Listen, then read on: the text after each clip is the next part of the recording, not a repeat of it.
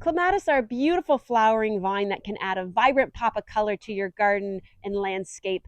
They do require a trellis or a support to climb on because they are a vine and they will grow up the side of things. So I have a couple different trellises at my house. One is much larger than the other because I have an autumn flowering clematis, which gets very large. There are several types of clematis, and when you prune them is going to depend a lot on which type they are.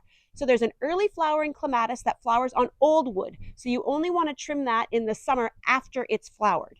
Then there's the big flowering clematis like this one that flower on both old and new wood. So you can prune it lightly in the spring before it flowers, and then you can prune it again in the late summer after it's done flowering. And there's also a fall flowering clematis, which is super aggressive growing. I have one on the front of my home. It's absolutely stunning.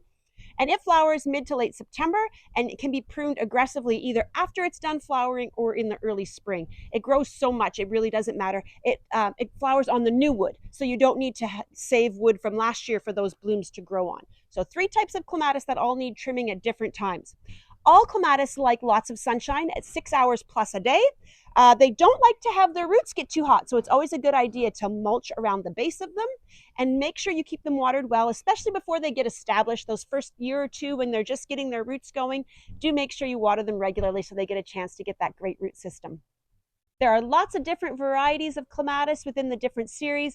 They look beautiful, they grow and flower amazingly. So just check your labels and see how big your clematis is going to grow. Make sure you pick an appropriate one for the spot you want it to go in, and you can enjoy beautiful flowers throughout the summer.